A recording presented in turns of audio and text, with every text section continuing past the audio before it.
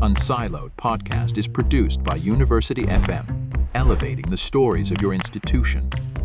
Welcome to unSILOed. This is Greg LeBlanc, and I'm here today with Dan Davies, who is an economist. You're also an MBA. Where did you go for your business degree? I went to London Business School. I actually should say I got the Masters in Finance, which was, I think at the time, $5,000 cheaper than the MBA. So there's like $5,000 worth of business and marketing knowledge that I don't have. I think our Masters of Finance might cost the same as our MBA, but it's only a one-year program, so it's a good deal for us. But you're also the author of a couple books. When I first reached out to you, I was reaching out because of this book, "Lying for Money: How Legendary Frauds Reveal the Working of the World." Because I am a connoisseur of fraud. I teach a course on behavioral finance. I also teach a course on financial ethics and regulation. And so I just love walking through case studies of fraud. You know, when I taught accounting, I spent most of the time teaching accounting shenanigans with the proviso, like, by the way, don't do this stuff, right? I opened for it. But then I found out that you have this new book, which I read, which is really fantastic. It's a wonderful book, and it's called The Unaccountability Machine: Why Big Systems Make Terrible Decisions and How the World Lost Its Mind. So first of all, welcome, Dan. And thank you very much for inviting me. And I guess maybe I'll start off by asking this question. I mean, there's so much in this book, but to what extent is this book an outgrowth of the Lying for Money book? Because, you know, the Lying for Money book, you introduce a couple concepts, right, about organizations that are fraudulent. And it's very easy to kind of point the blame and say, oh, you know, this person is clearly a crook, you know, this person is obviously, you know, a fraudster. But, you know, in the unaccountability machine, you do engage the financial crisis, but you say, you know, why is it that nobody ever got sent to jail? And why is it that, you know, there's nobody that we can really point the finger at and say, you know, you're a fraudster, like, you know, Bernie Madoff. We can't say to the CEO of Lehman Brothers and say, you know, you're a fraudster. And so in that sense, the organization itself, the decision-making processes are to blame and not any specific individuals. I mean, was there a process whereby your reflection on the first book led to the second book? Yeah, it's kind of, both of the books kind of go back to my very earliest kind of formative experiences when I was in my 20s and worked as a economist with bank regulation. Because then, you know, dealing with accountancy and finance and institutions always gives you a slightly kind of oblique view of economics, because you're always looking at things when they break down. You're always looking things out of equilibrium. And so, you know, all of my life, I've been kind of trying to work in the sort of general boundaries of economics. But economics is always talking about optimization. It's always talking about things happening in equilibrium and things going right. And like yourself, I've always thought that the interesting things in an economy are when something that's clearly pathological has happened, and when something that nobody really wanted to happen has happened, and nobody can really understand why. So I've always been attracted to those kinds of areas, of which fraud is obviously, you know, it's just the evil twin of the mainstream economy, because fraud is what happens when not only does your assumption of perfect information break down, but there's some actual anti-information there. There's some actively false and misleading information that's been injected kind of intentionally. But then the thing that really got to me was, as you say, looking at some of the worst frauds of the 2000s, yes, in dollar or pound sterling terms. In the US edition of the book, I kind of talk about the mortgage robo-signing kind of fraud. In the UK version, there was something called payment protection insurance. I didn't know about this. It's crazy. Something similar I later discovered was going on at Wells Fargo at almost exactly the same time. But these were things where just nobody, it wasn't so much that somebody set up a scheme that would lead to a fraud being created. It's just no one set things up so that there wouldn't be a massive fraud. Nobody told their LIBOR traders not to engage in collusion. They just set up a system which, left to itself, would generate these kinds of outcomes. And that's hugely difficult for prosecutors of financial crime, because if you're kind of coming from a criminal law enforcement background, you need smoking guns, you need chains of evidence. You need mens rea, right? Yeah, exactly. You need to show that there's a connection between what happened and some individual person making that decision. And in a lot of the financial crisis era frauds, that thing wasn't there.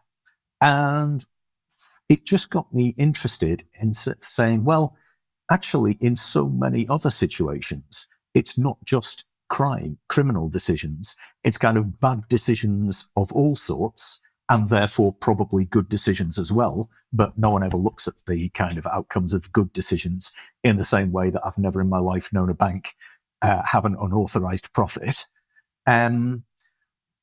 Fewer and fewer decisions are actually made by individual people as a result of specific kind of acts of decision making done by them on a particular occasion.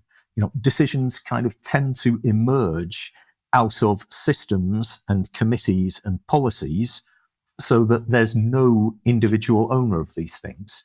The original title, my working title for this book was called Decisions Nobody Made, because there's awful lots of decisions where no one regards themselves as the owner of that. And that seems to be something that's increasingly more and more becoming a feature of society. Yeah, it's clear that organizations make decisions, right? Firms make decisions. In a way, markets make decisions. Yeah. And you highlight how decision science has sort of evolved independently of economics. I've seen this in the academic setting, of course, right? Where if you want to learn about decision-making or information processing, you have to kind of step outside of economics. It is part of economics. It's just the part of economics that's usually done sometimes in computer science departments, operations research departments, or, in business schools. And it seems kind of crazy that there should be this division. Well, it's kind of crazy, but it's sort of almost understandable from a sociological point of view. The joke that I always make about it is that it's like the difference between surgeons and physicians. Even to this day, a lot of surgeons, my brother's a surgeon in South Wales, and he will always call himself Mr. Davies. He has a medical degree, but he's a surgeon, and it's a kind of point of pride for the Royal College of Surgeons that they are people who work with their hands. Originally they were barbers. And as a result, there used to be this big social distinction between physicians, who were educated gentlemen, kind of studied the Greek philosophers, studied Hippocrates and Galen, and then you had surgeons who would kind of give you a shave and pull out a tooth and then kind of operate on in the afternoon. And in economics, there's kind of a similar distinction between the applied mathematicians and scientists and educated gentlemen of higher mathematics and topological theorems, and then you've got the business school. And lots of economists don't like getting too close to the business school because it's a little bit too much like being in trade. I'm kind of disappointed that the same thing happens in America, because if it only happened in Britain, I could chalk it all up to the British class system. But, in the USA as well, you don't want to get too close to accountancy. You don't want to get too close you certainly don't want to get too close to marketing or advertising, because these are things that could just taint your purity as being a scientist. And it means that there are a whole load of blind spots. One of the things I say in the book, and one of the things I always say when I'm doing presentations at training, is the better a degree someone has in economics, and the more prestigious the economics department they got their PhD from, the more certain you can be that that person will not know how to read a set of quarterly reports. Yeah.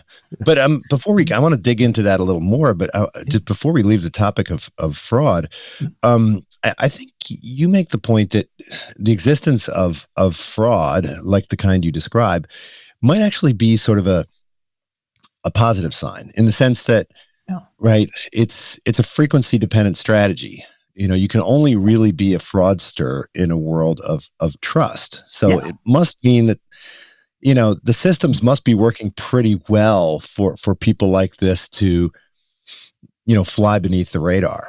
Yeah, absolutely. And I mean, it's kind of like, I think in the first book I called it in equilibrium quantity because I didn't quite have the language to describe it in sort of general systems thinking. But it's at any given point, you'd always rather have less fraud than more. But that does not mean that low fraud equilibriums are always better than high fraud equilibriums. One sort of thing I found out, which just still stuck with me because it blew my mind at the time, is that for most of the middle of the 19th century, somewhere between a quarter and a third of all the companies floated on the London Stock Exchange were fraudulent. And a further Poyers. the Republic of Poyer. I love just this kind one. of railways, all these things. A further 20% were not necessarily fraudulent, but they were just such flaky companies they should clearly never have been put there. And there was these huge high levels of fraud.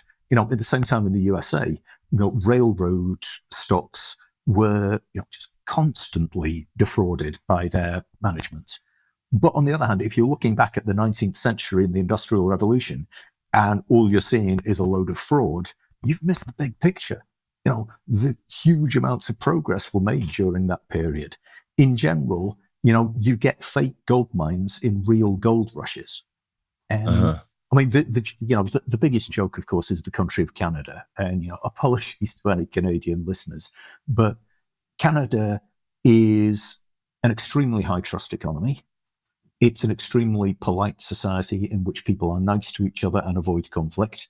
And consequently, it's got extraordinary amounts of fraud. After the book was published, a story hit the news about a Canadian university where someone sent an email to the finance department basically saying, "Hiya, we've changed our bank details. Please, could you send all of the new payments to this address?" And they had transferred 10 million Canadian dollars before the actual contractors building their extension called them up to ask why the invoices hadn't been paid. And that sort of thing happens surprisingly often. But on the other hand, Canada's a pretty nice place. Canada's a pretty successful economy. You'd much rather live in Canada than somewhere like Lebanon or Nigeria, where the incidence of fraud is surprisingly low because people don't trust each other and because people don't do business with you unless they can check out your family kind of 5 generations before the birth of Christ. It's just kind of interesting that the way these systems move into their equilibrium state, it can be, you can have a high fraud, high growth equilibrium. You can have a low fraud, low growth equilibrium. You can have any other points. The two quantities just don't bear the sort of relationship that you would expect if you sat down just drawing a simple model on a blackboard. I'm going to pause you here because I was noticing a bit of friction on your microphone. So I think if your microphone that actually might just be between my microphone and my sweater. So if I hold it up, it might be your microphone and sweater. Okay. So we'll resume. I'm surprised you didn't actually mention there were a couple reverse sort of IPOs that Chinese companies did in Vancouver. And I think John Paulson, who was the guy who uncovered all of the fraud in the housing industry, that he got swept up in a bunch of these. I think there was a timber company and a coal company, and they were Chinese companies with like zero assets. And they wound up, listing on the Vancouver Stock Exchange. I think he lost a couple billion. Yeah. No, the reverse IPO, the reverse takeover frauds in Chinese companies in Canada were just off the charts. And it's the same thing. If you want to commit a big fraud, you don't go to somewhere where there's kind of low trust. You go to somewhere where, as long as you show up and wear a nice suit and smile and say please and thank you, people will assume that you're honest. But the thing is that that's what you want to do if you want to do legitimate business too. So, people always say that the cost of fraud is never the amount of money that's stolen. It's the amount of legitimate business that doesn't get done. And that's just really saying that trust is an incredibly efficient way of organizing your economy compared to checking. And checking and trust are basically the only two kind of technologies we have to ensure the integrity of information. And of the two of them, trust is a lot more efficient. Well, look, I mean, by focusing on failures like this, I mean, isn't that how we improve systems, right? By recognizing the failures. I mean, in information theory, and hopefully we'll jump into this idea of cybernetics, but in data science, right, if we're trying to improve a model, then we focus on error reduction, right? So always sort of looking at the places where the model gets it wrong and then going back and revising the model. And it seems like that's what good organizational design is all about, right? It's and this the point that you made, which comes directly out of the cybernetics literature, which I really, really think needs to be emphasized, is that a decision-making set of decision-making rules is a model of the world, right? And so when you learn that your model of the world is incorrect in some way, you have to go back and revise your decision-making rules. I mean, so, that's organizational design and sort of algorithm development. I mean, these are the same disciplines, right? Yeah, absolutely. And of course, you have to design your system so that when it makes a mistake, you'll find out, which is often not it's at all a trivial kind of thing. And it's often really quite costly to make sure that that information reaches a level at which it can affect changes in the system. But it's, there's deep mathematical reasons for this. If you look back to the original publication, Claude Shannon's Mathematical Theory of Information, it was published in the same year as Norbert Wiener's Cybernetics Control in the Animal and Machine. And this is just really a case of the mathematics telling us something about fundamental reality, which is that the mathematics of transmitting a arbitrary signal over a noisy channel is exactly the same thing as the mathematics of keeping a system stable when subject to noise from its environment. And, at some kind of deep philosophical level, what that's telling us is that management is an information processing task. Managing something is basically the science or the art of taking all of the information and all of the noise that's coming in from the environment, reducing it down or compressing it, kind of if we're talking information theory language here, into a set of signals that fit your model of the system, and then using that reduced subset of information to convert into decisions, and then kind of cycling back and feeding back. It's all information theory. It's all information theory all the way down. Yeah, I mean, I remember when I was in economics, I was studying economics, and I got frustrated, right? Because it didn't address the issues of information processing. And when I went over to business school, I learned that this is sort of what they're focusing on. Yeah. But, even in business schools, I mean, they don't really focus on it explicitly. If you look at most management departments, they tend to focus on leadership and stuff like this. I mean, even in my business school, I mean, we've almost completely eliminated managerial accounting, which is the economics of information processing within an organization. So, what? I mean, it seems kind of crazy. And you said that the best minds who are interested in information processing kind of got diverted into the world of computer science and data science, right? I mean, what went wrong? I mean, it seems like the Hayek's fundamental insight around what markets and firms are for seem to have gotten lost somewhere in the Arrow-Debreu, revolution. Well, what happened there? Yeah, I think you've hit it exactly there, Greg, because it's a really kind of interesting bit of intellectual history that probably deserves someone better at history than me to really work out what exactly happened. But I think my sketch would be that economics did engage with information, but it did it in the 1920s and 30s in the Yeah, this is socialist like calculus. the big plan, the whole central planning debate. Yeah, exactly. The Austrian school of economics was all about information. But the trouble is, if you're trying to talk about information in the 20s and 30s, then you're trying to do it without the benefit of Alan Turing, without the benefit of Kurt Gödel, unless you were very, very kind of aware of the mathematical logic development. Yeah, you didn't have a definition of information. Yeah, really, you don't have Claude Shannon and Norbert Wiener giving you, just the concept of information being measurable in bits. And so you're going to you're going to say some smart things. And the Austrian economists said a hell of a lot of smart things, but they're not going to be things that can be expressed particularly well in mathematical language. And that's a whole other debate that happened in the 20s and 30s over mathematics in economics.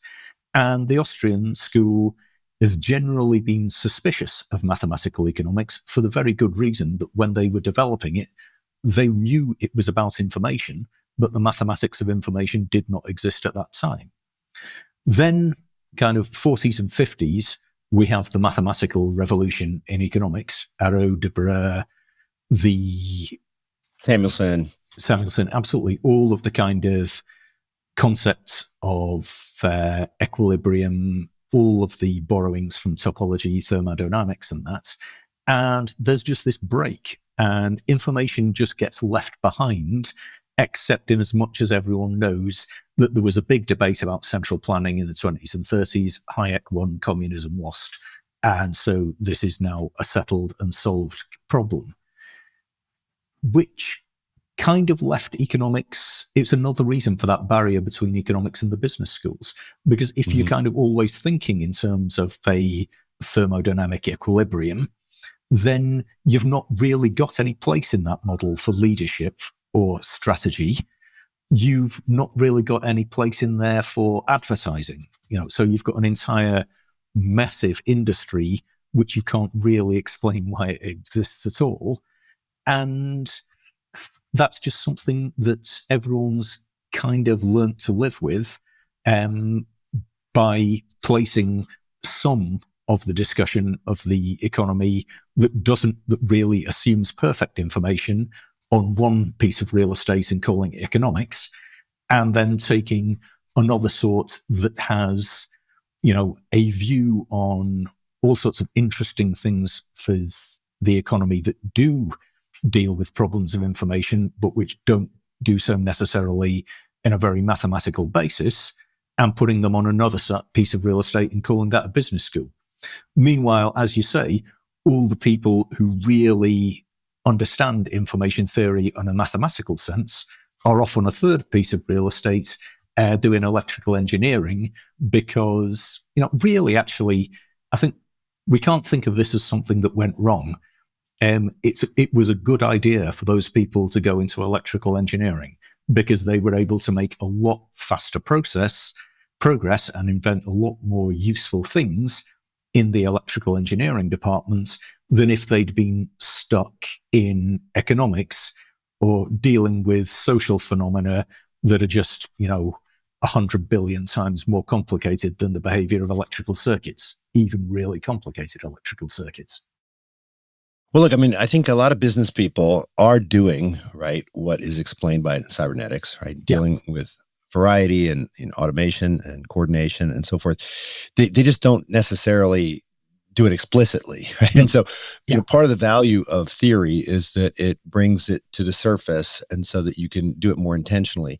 And so, why did this whole, your book is in some ways an intellectual history of this cybernetics revolution, which kind of faded from our memory, right? And I guess at the time, a guy like Stafford Beer, I didn't know. I studied organizational theory in graduate school, and we read almost everybody. But Stafford Beer never made the list. And this was by the early 90s when I was doing this. So, Yeah. there was this sort of rise and fall of this whole movement. So why, first of all, I mean, why did this whole thing fade? And why is it that we're not talking about Stafford Beer in our organizational design courses? Yeah, well, I kind of think it's one of those sort of strange things because, you have Stafford Beer, who I talk about most in the book because he was just an incredibly interesting character. And, he was British, and so his archives are available in British University, which was very convenient. But there's also kind of Jay Forrester and system dynamics, and there's all of these kind of systems thinking disciplines that everyone kind of learns about, respect. This guy Ashby, who I'd never heard of. Yeah, and then doesn't really use because it's kind of difficult and weird. Part of the reason for that is that, just factually, a lot of the people involved with management cybernetics were odd. There was an irreducible core of personal eccentricity to an awful lot of these people, which made it difficult for them to fit institutionally into academic organizations. It meant they didn't have very many PhD students. They didn't really have very many kind of people to go on building a legacy. But also, a lot of these ideas are kind of subversive.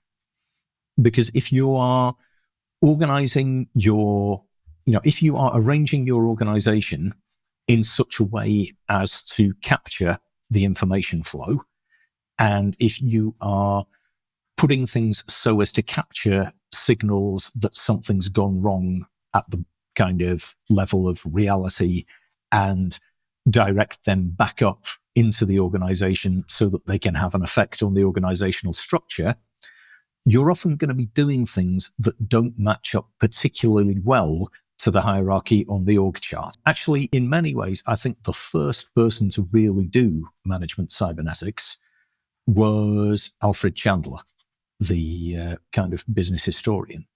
Because if you look at Chandler's Structure and Strategy, fantastic book, what he says after going through all of the board minutes of DuPont and General Electric and all these big American companies for decades is that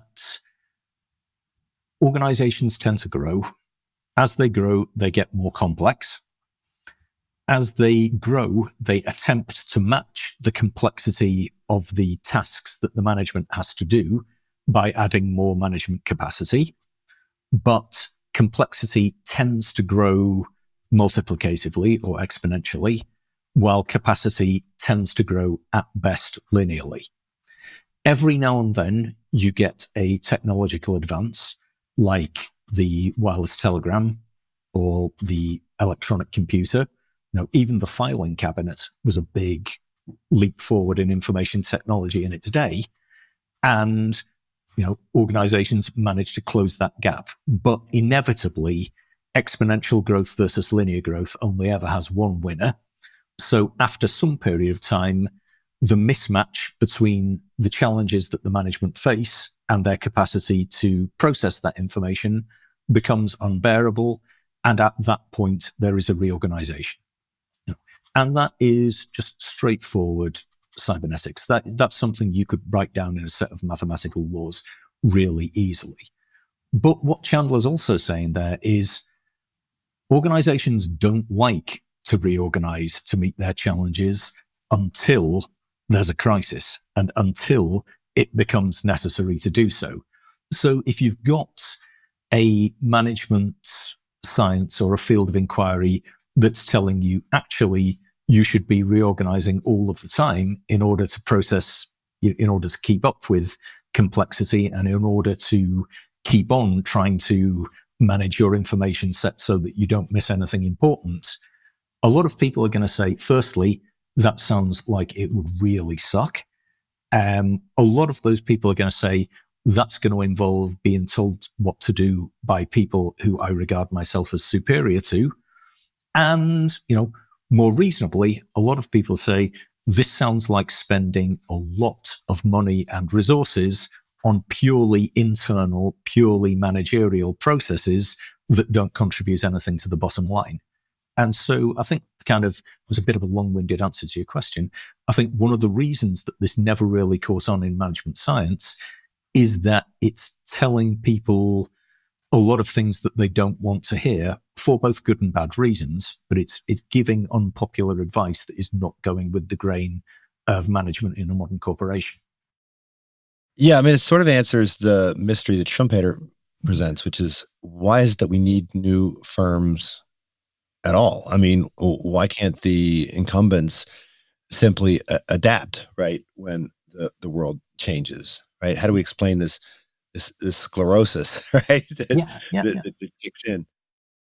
Yeah, no, absolutely. And the thing is, it kind of comes back to what we were talking about at the top of the show, which is that every organizational system is a model. You've got a model of reality, and it's hard to change your model of reality. Firstly, because the information that you collected for your existing model isn't necessarily going to tell you that something's happening outside the model. So you've got to dedicate capacity to finding things that will directly challenge your model of reality. And who does that? It's unpleasant. I barely have. I certainly don't. But secondly, that model, for the most part, works. In order to have anything other than what Schumpeter describes as sclerosis, you have to start tearing apart things that work because you think that they're going to stop working in the near future. And again, how many organizations feel like that's a good thing to do?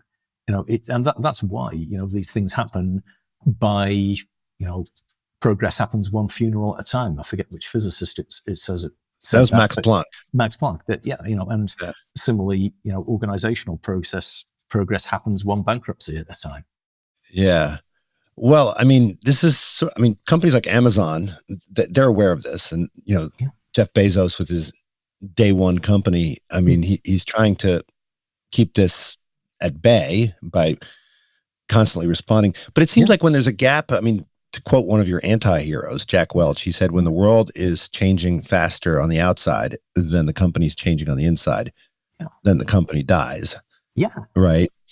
And, but I guess, when there's this gap between the model of the world and the reality, there's two ways to adjust. One is to change the model, and the other is to try to, change the reality to fit the model, either through actions like, lobbying for regulations and so forth, or by simply putting your head in the sand, right? And so I think part of what you're describing is how, organizations get particularly good at putting their head in the sand, right? Yeah.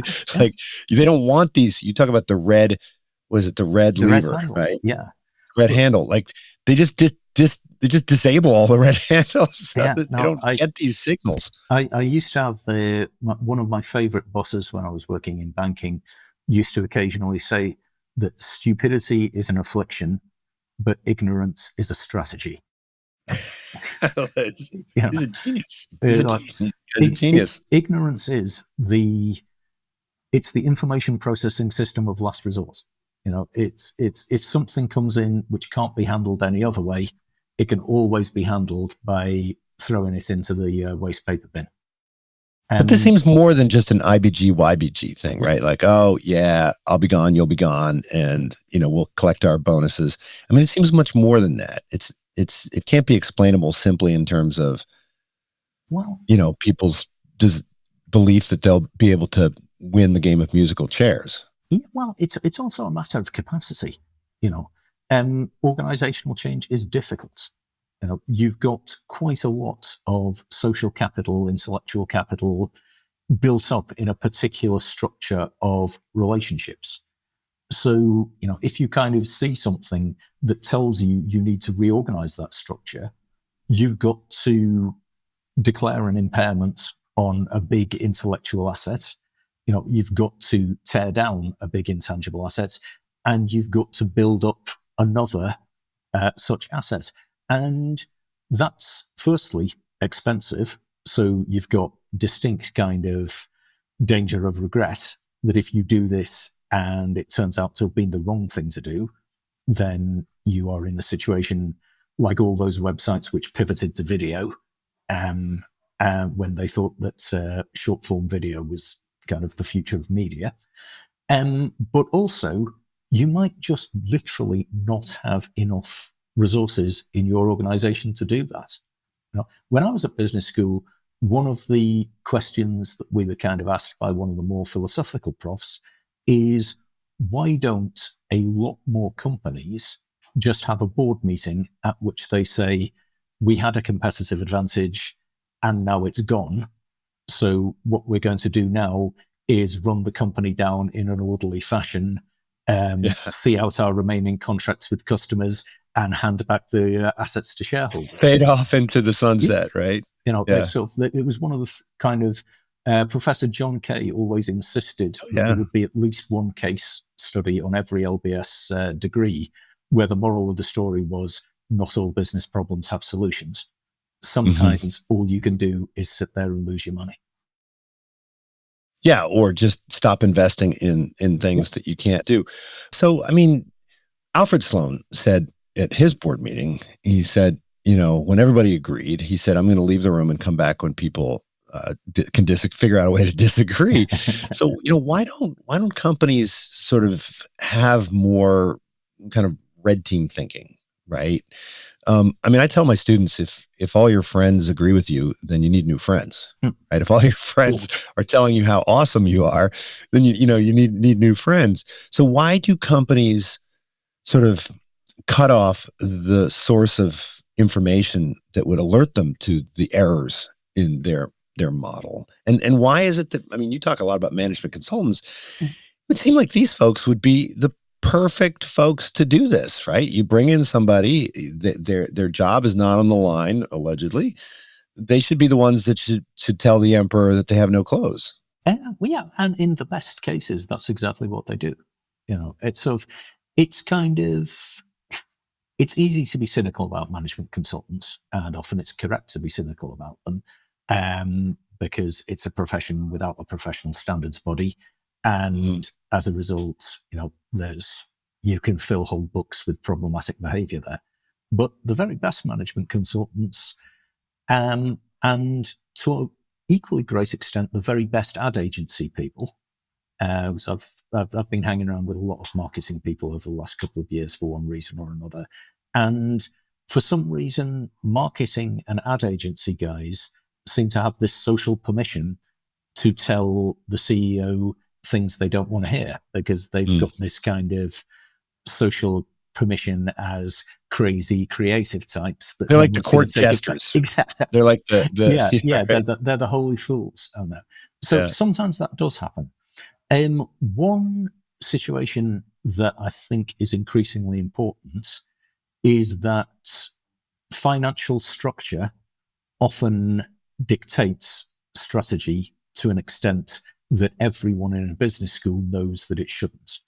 So, a company that is entirely funded by internal equity, bootstrapped, can do what it wants, can change its mind however it wants.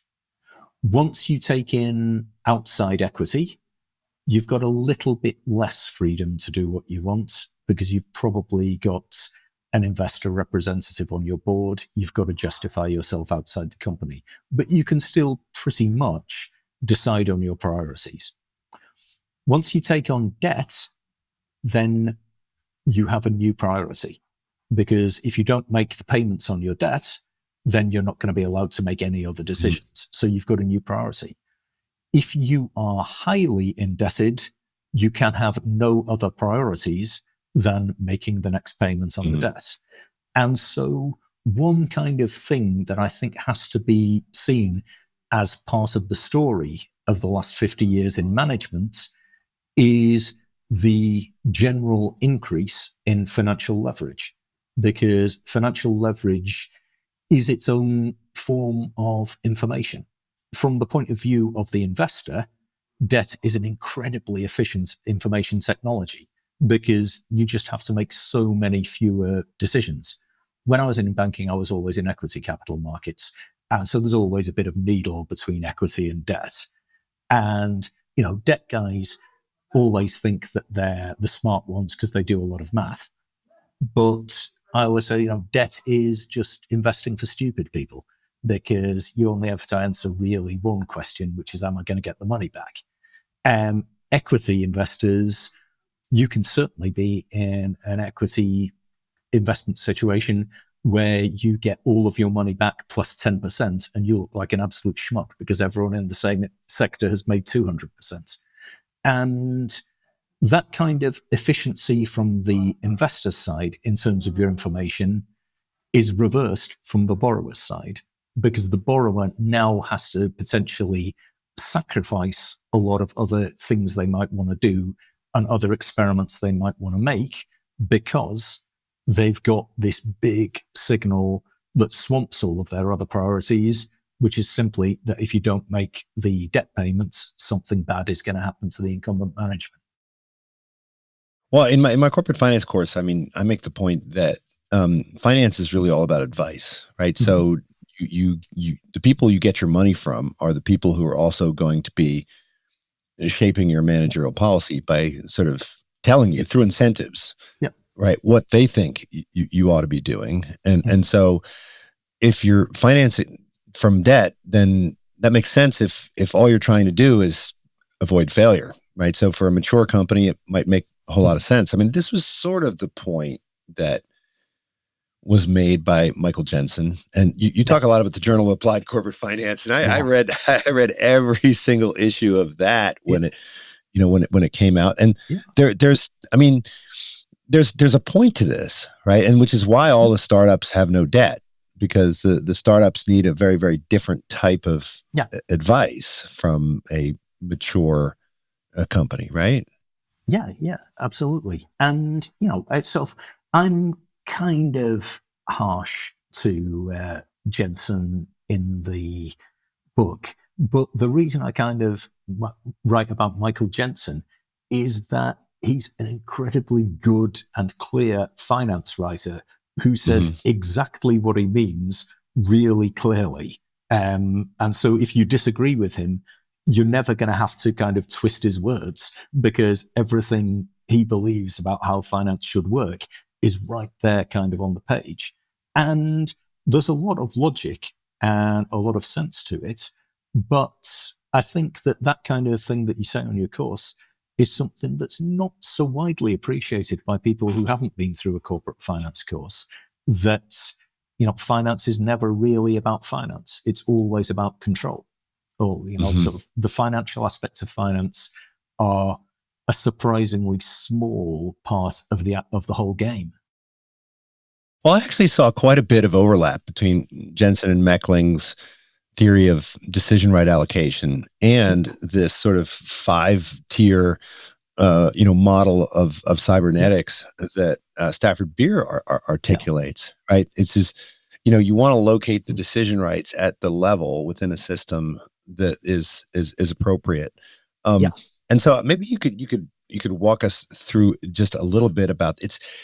You didn't have the diagrams in there, and I guess thank God there were no diagrams, because it sounds incredibly complicated and spaghetti-like. But it when you boil it down the way you did, it makes a whole lot of sense to think through this lens. If you think of a single level, then what I'm talking about here is something called the viable systems model of Stafford Beer's management cybernetics. And he argues that for an organization to be able to be viable, by which he means to be capable of withstanding shocks that were not anticipated at the time of its design, then any system in principle, but let's think about an organization, has to have 5 kind of elements. First, obviously, it's got the operations. It's got the part of the organization that interacts directly with the outside world. If it's got any kind of complexity to it beyond a kind of toy example, it will also need regulatory systems to stop the operations getting in the way of each other. So, you might think of a school having a timetable to make sure that everyone doesn't show up at the same classroom at the same time. Mm-hmm. So there you have just kind of purely regulatory systems that everyone kind of knows that you need. However, as well as preventing the operations getting in the way of each other, you also need them to work together for a specific goal. And that's the job of the third function, which is, it's the one that's recognizable as management. It's optimization, dealing with the here and now, making the operations work together, for some corporate goal. If you have those three things, then something should be reasonably robust to the kind of shocks it encounters in normal business, because everything should be matched to the normal variability of the environment. However, if that's all you have, then an unanticipated change is always going to knock you sideways. So you need, in fact, not one, but two further systems, which we end up calling higher level systems, which is a terrible name for them, because this shouldn't be something that's one step up on the org chart. This should be, in many cases, the same group of people, but realizing that they're thinking about things at a higher level of abstraction. So we have the two more abstract systems, one of which you might call intelligence or research, which is just the business of getting information about things which are not currently affecting your organization, but might do in the future. So, if everything else is here and now, that's kind of there and then. But then kind of coming back to something we were talking about 10 minutes ago, the intelligence function is going to tell you what's going to happen and, how it might change. Your operational kind of three subsystems are going to have a certain amount of capacity to change. If those two things aren't the same, then you've kind of got an impasse. So what you need is another, even more abstract kind of set of identity or kind of principles or philosophy that tells you how you're going to balance present and future. And if you have those five systems, you've got something which has got some kind of possibility of developing a coherent way of responding to a changing environment. The reason it gets complicated, however, is that, it's easy for me to explain those kind of 5 boxes in 5 minutes, but then you kind of say, well, which box do we put any given part of this organization in? Particularly given that the org chart isn't necessarily going to give you much of a clue. Mm-hmm. And then added to that, if you look at those operations, they've got their own internal management. Each one of those operations needs to be a viable system itself. So your diagram needs to be kind of embedded in another diagram. And your system that you're looking at is likely going to be one of the operations of a higher level in there. And so the diagrams can get completely out of control, but I think there's a lot of value in just understanding that you need to have a system that can cope with the here and now, but you also need these more abstract levels of looking at what might come and how you're going to react to it when it does. Right. And this guy Ashby, who I'd never heard of, came up with this law of requisite variety, which, when you hear it, it makes perfect sense. Right. So, you use the example of if you have a drone that operates in, 3 dimensions, then you need to have, 3 dimensions of control. Right. And if you only have, 2 dimensions of control, you're like designed for flat land and, you've got a third dimension, then this system's going to crash. Yeah. I mean, the reason it sounds intuitive is that it's just mathematics. It's the same as, I think, the 10th theorem in Shannon's mathematical theory of information, but applied to control.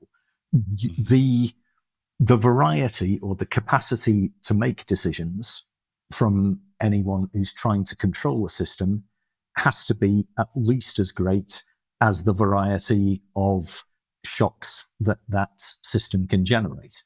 And, when you kind of think about it that way, it's just one of these things that's either, the most mind-blowing truth about management you ever heard, or an incredibly boring tautology, because mathematical laws are kind of like that. But it's just thinking about these things in terms of saying, well, we've got an information balance sheet that has to balance in the same way that the financial balance sheet has to balance. Information generated by the environment and capacity to respond to innovation have to be equal in the same way that supply and demand have to be equal. And these things can be brought into balance either the nice way or the nasty way. Just looking at an organization and saying to yourself, at every point, the capacity has to balance the variety of the thing that it's trying to regulate, you quickly it's a good way to start finding where the pain points are likely to be. And, just simply saying, if I had to draw up the information balance sheet here, I can't draw it up in megabytes per second because, information in organizations doesn't work that way, but you can spot a management system that's overloaded because, within 5 minutes of talking to a manager, you can work out whether they're overloaded or not. Yeah, so I offered a course last year on these topics, right? Control systems, organizational design. Yep. We spent a lot of time on transfer pricing and overhead allocation and divisionalization and all this kind of stuff. And, it was hard to find people to sign up for this course. So this year they were like, look, just teach a course on AI because, you can fill that class. It doesn't seem like people are aware of how critical it is that you design control systems and incentives and information flows within an organization. Now, is that because people don't think of this as design? I mean, to what extent is this designed, and to what extent is this sort of an emergent kind of property of a complex system? I think it's both, in that these things in general emerge. One of the kind of most important things, actually, particularly in the later books by Stafford Beer, is that he says that informal connections are where these systems are built. Cigars and whiskey. It's great importance of cigars and whiskey. There's we don't have that anymore. That's gone. No. There's no cigars and whiskey. No, it's like computers with ashtrays on them. This is real 1970s stuff. But they arise informally. But on the other hand, these things can happen worse or better. There is some engineering that they're susceptible to. The trouble is, I think it's kind of ironic that you're saying that no one wanted to take your kind of system on organizational design and wanted them an AI course instead, because the design of artificial intelligence systems is all about information links. It's all about matching kind of fundamental things. Ross Ashby's kind of book before his one on management cybernetics was called Design for a Brain. It's a lot of the same math that goes on in there. But the trouble is, my new friend I made this year is a guy called Ben Recht at Berkeley, who's a professor of, mathematics, but specifically convex optimization and optimization techniques. And he has this great line when he's talking about algorithms for people like Netflix or whoever, that you get to a point where math becomes metaphor. So if we are talking about information links in the context of a telecom system, we can draw a diagram. Again, it's going to be a complicated diagram if it's a big telecom system. But on every line, we can put a capacity, a bandwidth, and we can check that the bandwidth on the lines going into a switching system correspond to the capacity of that switching system.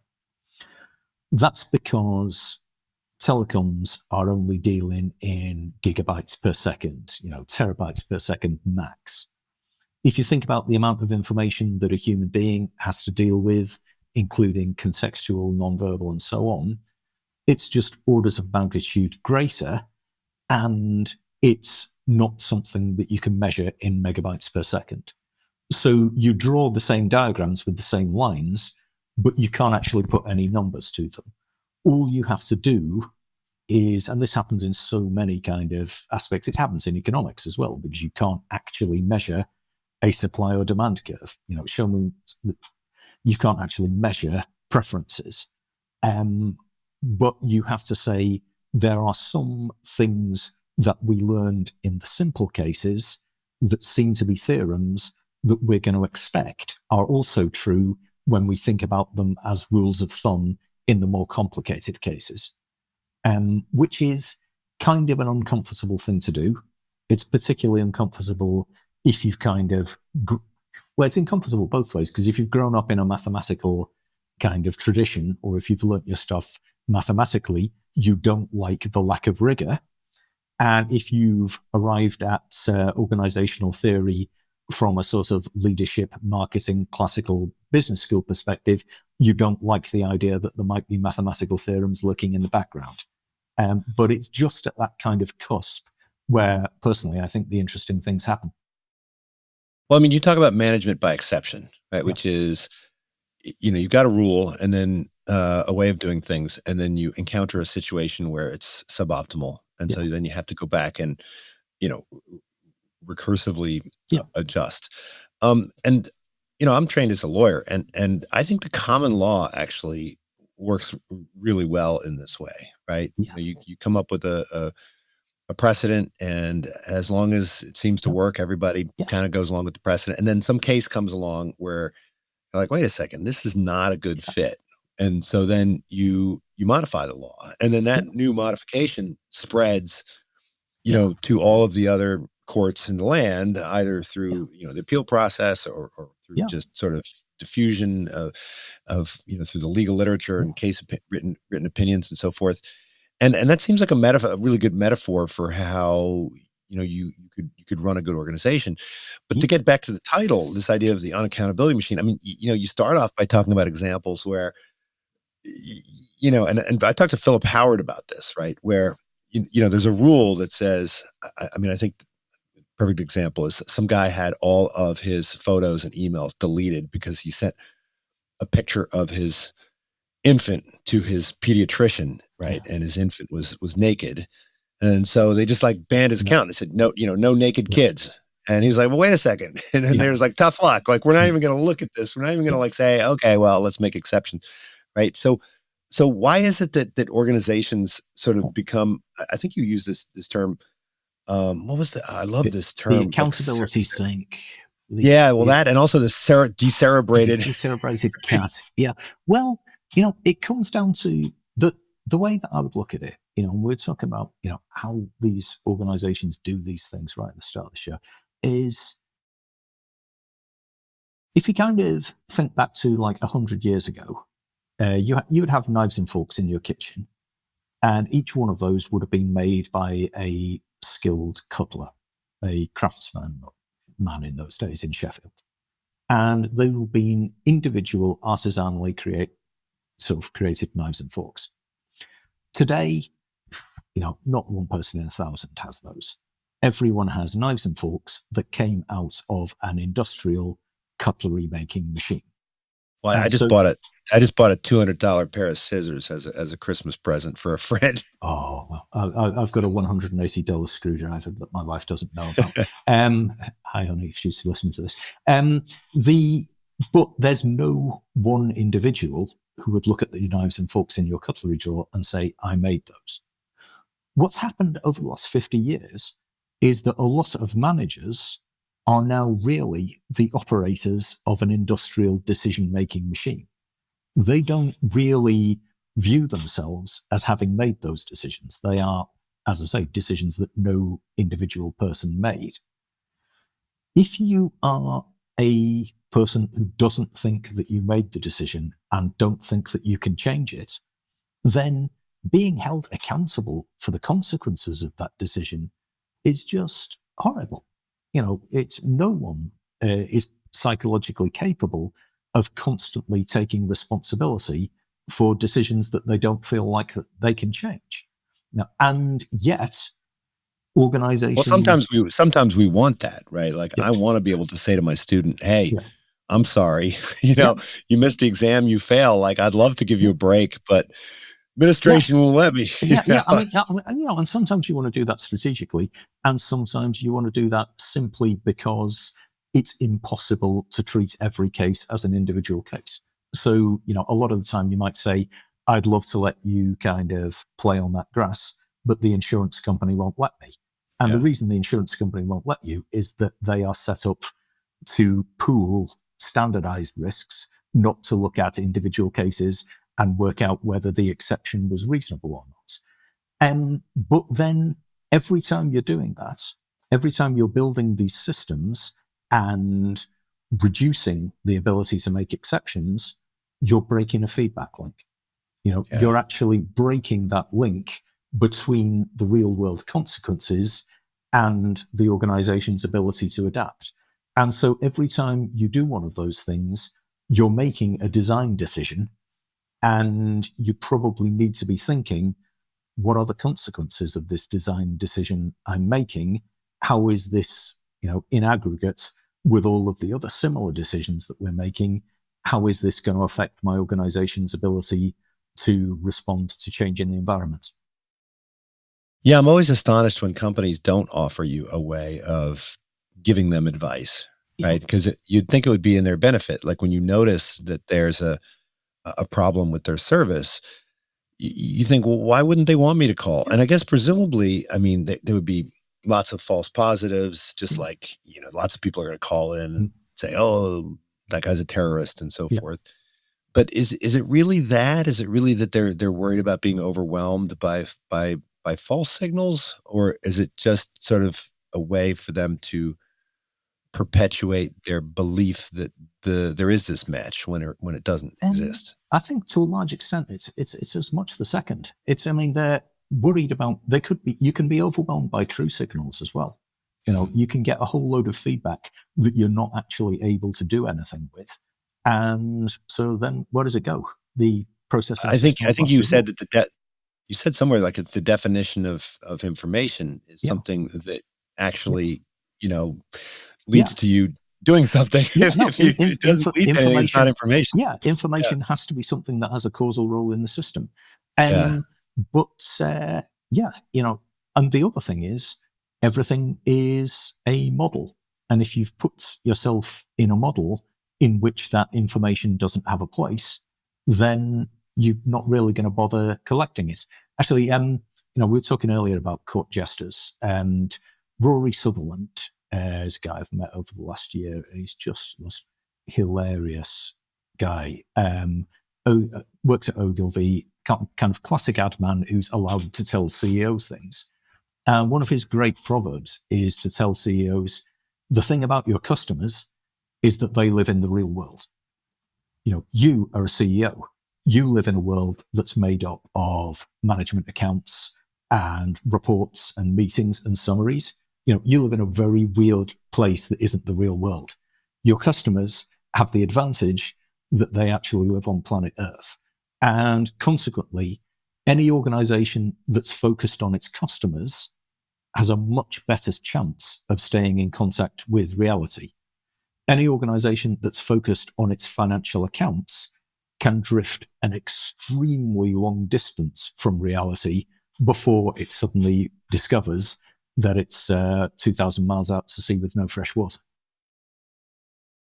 Now, you also talk about the Ricardian vice, and I think, as much as you point out the deficiencies of economic thinking, the economists have been triumphant. You say that this is the one group of people that have actually managed to get their perspective on the world implemented. Right? Yeah. So why is that? Because we all know that it's built on unrealistic assumptions and so forth. And so why is it so compelling when these more perhaps accurate and complex perspectives have not been as successful? Well, a lot of the reason why economists kind of rule the world in policy is the same reason why more and more companies are run by their investors or their investor relations departments. And it's because they collect the data. The economists collect the numbers that are used to make up the world of facts. So, they're the guys who've made the model that the very highest levels of the organization live in. And so everything that's in their model has data which supports it, has things which are regarded as hard facts, which support it. Everything that's outside their model just kind of looks a little bit soft. It looks a little bit like hand waving, special pleading. It looks like someone's coming up with, ad hoc numbers just to kind of justify what they want to say. And of course, one of the things that taking a short course in accountancy or having involvement with the world of accountancy lets you know is that all these things are just made up numbers. All of these things are the product of assumptions and modeling. There's almost no actual facts, in the whole world of economic or social sciences. About 10 years ago, I got into a big debate in bank regulation with some former colleagues of mine at the Bank of England who wanted to do away with most of the bank regulations as they were, because they felt that banks were potentially gaming the numbers and window dressing things, and with a certain amount of justification. But their proposal was, instead, we're just going to have a strict rule on leverage. And I go, well, how are you going to measure leverage? Well, we're not going to measure it. We're going to just take the hard numbers. Where are you going to get the hard numbers? From the accounts. I was just going, Andy, have you spoken to an accountant about this? And the answer was, of course, no, because accountants, they're barber surgeons. They're a long way away from being economics. And the thing that terrified me actually about that proposal, and it was substantially modified before it got enforced, was that if you have a set of special regulatory numbers, the banks will game them, and that's bad, but you can always check them against the accounts to see how badly they've been gamed. If you base anything on the accounts themselves in the belief that the accounts are objective facts, the accounts will be gamed, and now you have absolutely nothing to check them against because the whole basis of financial reporting has been corrupted. So a lot of the problem is that some people have got themselves in a social position where their made-up numbers are given the status of hard facts.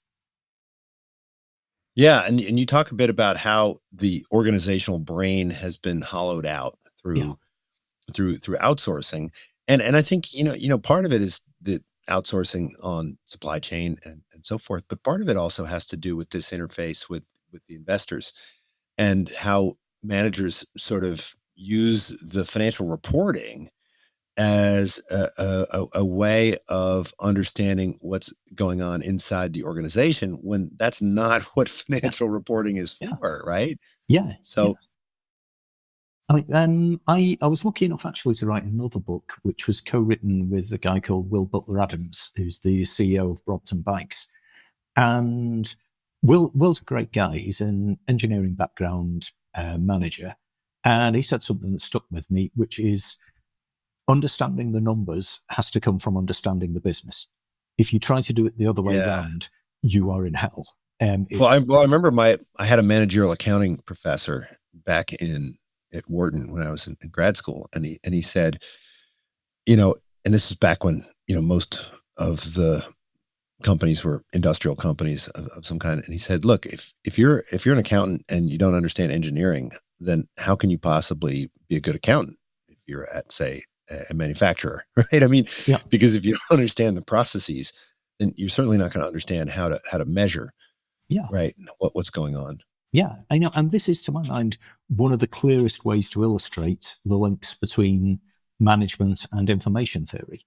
Because if you have something where the manager is walking around the factory floor watching the iron being poured or whatever, he's got a certain amount of information. Put him on a different floor and give him information on a daily basis. You're just putting an information reducing filter on that communication channel. cut out Right. So all of the information. the fidelity of the information Yeah, is always going to be yeah. compromised in some way. It's like a lower sampling rate. Cut out all Yeah. the information that isn't translatable into dollars and cents, and you've put a further one. Then maybe move the factory to a different continent, have the only control relationship coming through a pre-agreed outsourcing contract, and reduce everything to a quarterly report on the status of that contract. You've now really reduced the sampling rate to the point where there's hardly any information passing at all. And people do these things and they look at the cost and they look and say, we've saved 10% on our manufacturing costs by this, but how much of that is actually a saving, and how much of that is simply deciding that you're not going to pay for as much bandwidth, which is something that's going to look like efficiency 9 years out of 10. And then in year 10, something's going to happen and you're going to give back 20 of the last 19 years worth of savings in whatever you have to do to make that problem right. Well, Dan, look, thanks so much for joining me. These books are fantastic. I mean, The Thank you very Unaccountability much. Machine, it really is a couple books in one. It's Oh, an intellectual history of the cybernetics movement, but it's really in many ways also a call for a revitalization of organizational design theory and a desire to see more communication between management and economics yeah. and systems thinking. So thanks so much for writing the book, and thanks so much for joining me. Thank you very much. I should say, book is out in North America in March from University of Chicago Press. You must have got your copy on imports, for which thank you very much. That's right. I think I violated some kind of copyright law by importing it in any event. Thanks so much. We'll talk again soon. unSILOed podcast is produced by University FM, elevating the stories of your institution.